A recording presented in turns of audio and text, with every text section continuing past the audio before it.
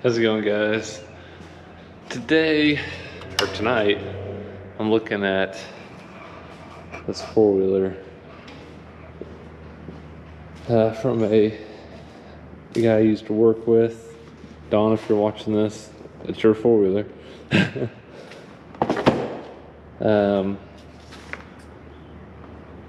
I won't put any personal information, but pretty much they did an engine teardown before, and that was at 61 hours, 64.1,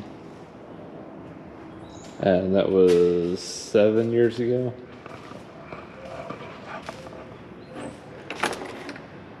Put this on a tender and it's good now. We have 250 hours, it looks like. So I'm not going to try to crank it or anything. I just want to take the oil dipstick out and kind of look this thing over for right now and see if there's anything out of the ordinary that I notice. Let's see out of here.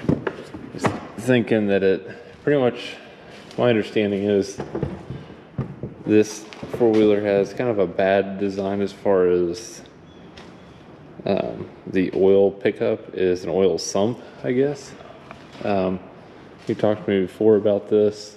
I had to look it up. Everything seems very strange about this four-wheeler. It's like only this year the 500 HO supposedly was even what I was reading on the forums, that it has some weird thing you have to do that's really specific on when you change the oil, on what you do in what order, and you have to prime the sump and get to suck up oil, and pretty much if you don't, that's pretty much what happens, I guess. And that's what we're thinking happened again, just talking to him. So I want to give this thing a little once over and see if there's anything out of the ordinary that I noticed. I really wish this had a pull start so I could slowly turn the engine and see what's going on. I have a little borescope, but it runs off of a micro USB, and I don't have a device anymore that accepts micro USB, so I have to buy an adapter because I really want to stick a camera down the cylinder and see what's going on there if I see anything out of the ordinary. But give me a few minutes, I'm going to look this over and let you know what I find. Okay, I checked the oil, everything looked good. There was a little bit of residue down in the bottom of the air filter as far as like old oil, but there's nothing on the filter at all, nothing in the tube. I checked the oil. I mean, it still looks brand new and everything. I did bump it over. I heard it rotate twice. Everything sounds good. I pulled the spark plug out. And now I have this compression gauge. I want to thread in there and see if we're getting compression at all. So I'm just trying to match this up to see. Yeah, it's gonna be this end one. See if we have any compression at all. I did notice, I mean, I didn't pull the choke or anything. I wasn't trying to get it to run. I just wanted to hear it bump over. Actually, this is the same one that's on here, it looks like. But yeah, I'm going to thread this in real quick, and hopefully we get something. The battery is very, very weak, so I'm going to see what we can do about that. I brought my jump pack up here with me just in case. I'm going to thread this in, and I'll let you know when we're getting ready to try cranking it. Okay, got that threaded in there. It says the battery's good again. We're going to try it and see. This is, if I don't get any compression or really under 75, then we have kind of major issues going on, which is what he's thinking. So we'll go ahead and try this real quick. Let's see.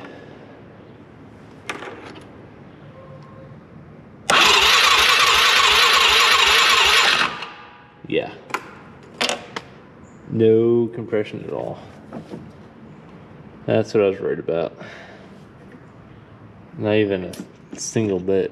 Just a tiny bit in this. Not enough to even move the gauge. So yeah, the rings, everything seems like it's probably shot again. Dang. Okay. Yeah, I mean, ideally that means yank the motor and turn the motor down. Well, I took the valve cover off and everything looks good on this end. I mainly got to it so I can see down there, and I see half of something moving. I don't know if that's half of the piston or what. So I can't really go any further until either A, I yank the engine out, we split the engine open, which I think is gonna have to happen anyways, or I get a camera down there. For now, I'm gonna put the valve cover back on and just kind of do some research first. All right, well, I got the valve cover back on, put the spark plug back in, that way nothing, dang golf cart, would fall inside the cylinder. So that's pretty much it for now. It is low on coolant, but I mean, I didn't see, it doesn't look like coolant in there. But yeah, if you know more about these, feel free to leave me a comment. I could use any help I can get to get this thing going again.